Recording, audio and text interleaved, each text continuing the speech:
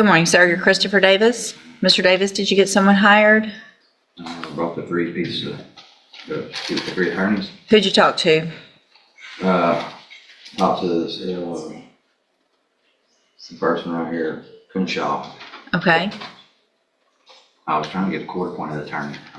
What other 2 did you talk to? Mitchell Woods and Brad Jones Jr. You actually talked to those people? Talked to Crenshaw's office, but I couldn't get a hold of him. I mean, he was supposed to call me back, but I thought I was going to get a court-appointed attorney. Well, when you were here last time, I told you you had to work on trying to hire your own lawyer, and you needed to actually speak with 3 lawyers. Yes, ma'am. So, where's this Mitchell Woods? I didn't speak to him. I just spoke to the one, but I was supposed to bring 3 attorneys up here for you. No, it's not just I'm going to write down 3 names. I said go talk to 3 attorneys, at least 3 attorneys, and try to hire them. It's not just I'm going to give you 30 days and you come back and you write down some names, because Mitchell Woods is probably Clint Mitchell Woods, who is a judge down the hall. So you didn't talk to him as a lawyer.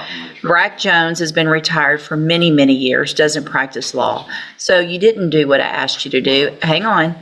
You didn't do what I asked you to do. And so the result of that is I could put you in jail for not following the court order. It's not just a game to go say I did what you told me to, because you didn't. I'm going to reset your case for 30 days. You need to try to hire a lawyer. If you don't hire one, you better start calling this week actual lawyers that practice law and make appointments and visit with them.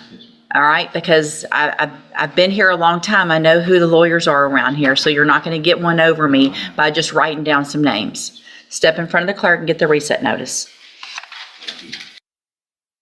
Good morning, sir. What made you think that was a good shirt to wear to court this morning? That's all you could find? That's all, the only shirt you had in your closet? World's best farter. That's great. No, it says, I can read it. I see what it says at the bottom.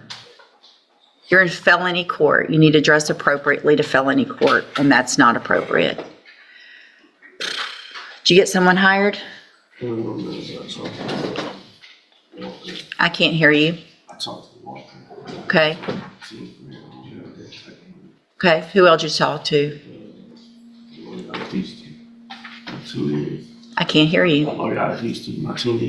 Okay. All right, so why didn't you call some others if they didn't call you back? None of them, I don't believe that for a second. None of them answered their phone? Okay. How many others did you call? I can't hear you. That's it. So you called 2 that didn't answer their phone, 1 that didn't call you back, and you didn't think to keep calling and talk to at least 3. You didn't try if you only did that. This isn't that hard. The point isn't, just like you just heard me tell the other guy, the point isn't to play a game and act like you call and write 3 names down. The point is to actually hire someone. And you can't actually hire someone unless you really try. I'm going to reset your case for 30 days. You need to get someone hired, or you need to actually talk to 3 lawyers. And if you have to call 20 to get that done, then call 20. Start this week. Don't wait till the week before court, because they are in court. These are just normal common sense things, right? All right, step in front of the clerk.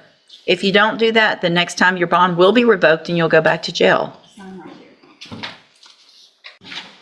Mr. Mack, your attorney's not going to be here this morning, but I need to talk to you about why you can't keep your drug patch on. Why can't you keep your drug patch on? Everybody that has a drug patch sleeps on it. All right? So this has been going on now for quite some time. I'm going to have you tested this morning. You've tested negative in court. But if you don't keep that drug patch on after today, if there's an issue and it doesn't get tested, I'm going to assume it's because it's positive. Your bond will be raised. There will be a warrant for your arrest, and you will go to jail. So you need to figure out, ask them what you need to do, but nobody has had as many issues as you with this drug patch. Do you understand? Have a seat in the jury box. We'll get you tested. So you tested negative. Do you have the patch on right now? Okay. I will return tomorrow. All right. I want you to go get it changed. I do not want it to look like that the next time you go in there. If you have to put something else around it, then that's what you need to do. Wrap it in a ace bandit. I don't care what you have to do. But that one's probably not going to be testable just like the rest of them. So this is your last option to have one that looks like that. Figure it out or your bond's going to be raised. Understand? Step in front of, you don't need to get reset, right? Sit on the trolley. Stay in touch with Mr. Kimler, and then we'll see you back at your next court date. You're free to go. All right. Good morning, sir. How are you? Good. And you're Mason Crooks? And Mr. Crooks, you're on probation for theft of property, a third-degree felony. And I received an administrative hearing. So you've been charged with, it looks like another offense of assault, family violence maybe. But it looks like they're not pursuing that. Is that still the position? Are you working? Why aren't you working? The state of Texas took my driver's license away because I take seizure medicine. So do you not live anywhere where you could get to a job? Job applications out to the tire shop and driver house to where I can work now. We haven't had a deal for about a month. Wet. In the Courtroom. Any wet? It has, and you can ask Mr. Bro, it has been a problem.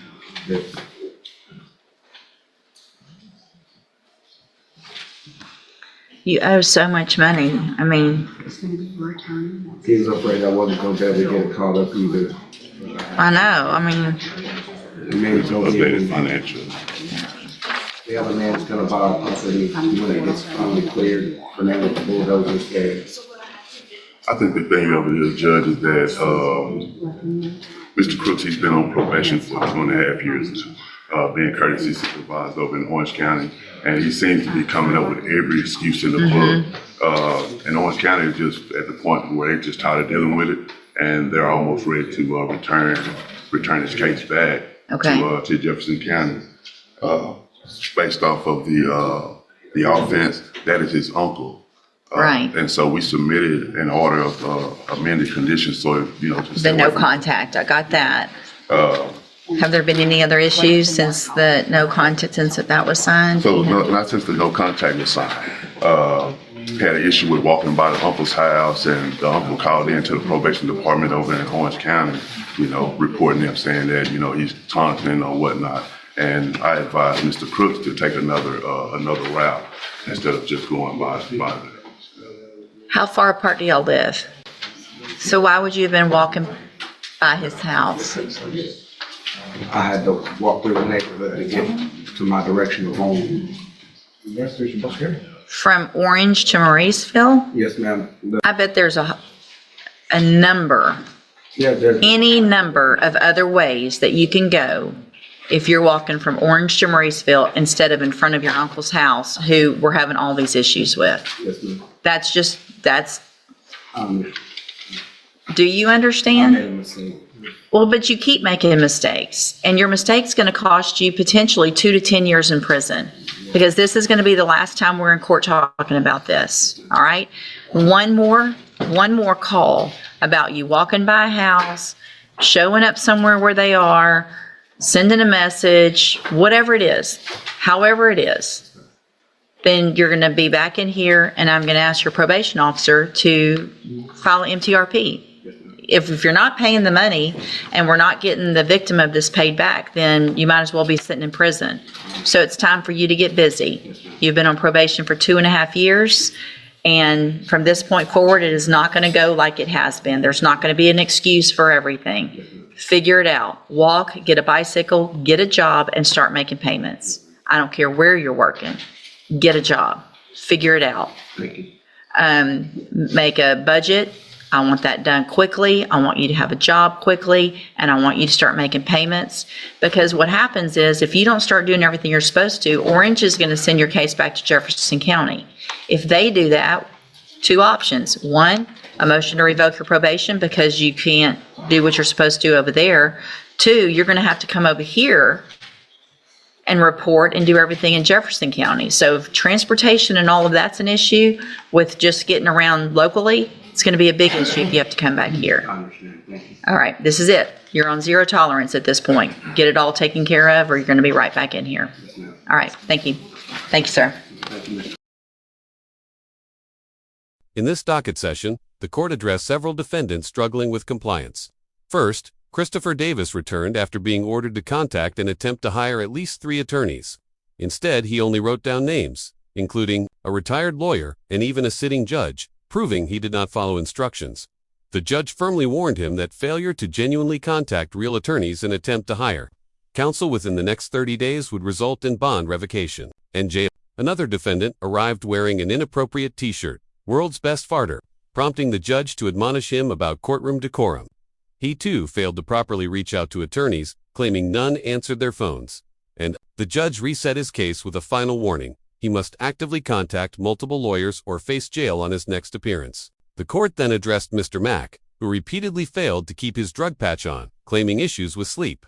The judge emphasized that many others managed the same device without problems and warned that any further untestable or missing patch would be presumed positive, resulting in an increased bond and immediate arrest. After confirming a negative courtroom drug test, she ordered him to fix the patch immediately and maintain it properly.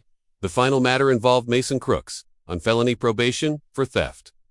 Reports from his supervision in Orange County indicated financial non-compliance, repeated excuses, and a concerning encounter involving his uncle, the victim, despite a no-contact order. Although the assault family violence allegation had not been pursued, the ongoing issues placed him near the limit of probation tolerance. The judge made it clear this was his last warning. One more complaint, missed payment, or violation would trigger a motion to revoke probation. She ordered him to secure employment, create a financial plan, and begin making consistent payments, stressing that continued excuses could result in him serving his 2 to 10-year sentence in prison. 0 would apply going forward. For more information, like and subscribe my channel.